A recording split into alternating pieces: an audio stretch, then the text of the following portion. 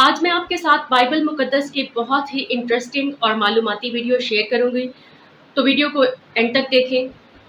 Video کو شروع کرنے سے پہلے جو جیزس از ناکنگ پہ نئے ہیں یا جنہوں نے ابھی تک جیزس از ناکنگ کو سبسکرائب نہیں کیا، وہ کائنڈلی جیزس از ناکنگ کو سبسکرائب کر لیں۔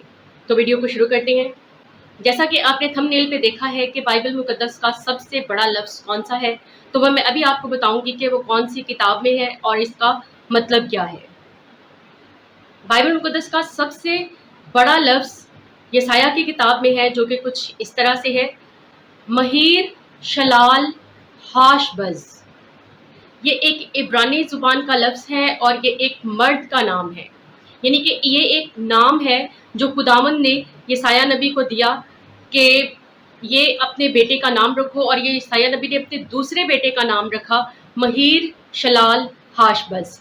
اور بائبل مقدس میں یہ کہاں پر ہے، اس کے لیے آپ کو میرے ساتھ بائبل مقدس کھولنی پڑے گی۔ تو بائبل مقدس کو اٹھائیے اور میرے ساتھ حوالہ نکالیے۔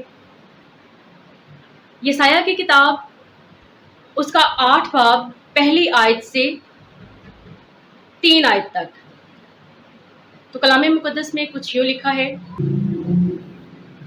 پھر خداوند نے مجھے فرمایا کہ ایک بڑی تختی لے اور اس پر صاف صاف لکھ، مہیر شلال ہاش بز کے لیے، اور 2 دیانتدار گواہوں کو، یعنی اوریا کاہن کو اور زکریا بن یبرکا کو شاہد بنا۔ اور میں نبیہ کے پاس گیا، سو وہ حاملہ ہوئی اور بیٹا پیدا ہوا۔ تب خداوند نے مجھے فرمایا کہ اس کا نام مہیر شلال ہاش بز رکھ۔ کلام پاک کے پڑھے اور سنے جانے پر اس کی خاص برکت ہو۔ تو جیسا کہ آپ نے کلام مقدس میں میرے ساتھ پڑھا کہ بائبل مقدس کا سب سے بڑا لفظ کون سا ہے، تو ابھی میں آپ کو اس کا معنی بتاؤں گی کہ یہ اس مہیر شلال ہاش بز کا کیا معنی ہے۔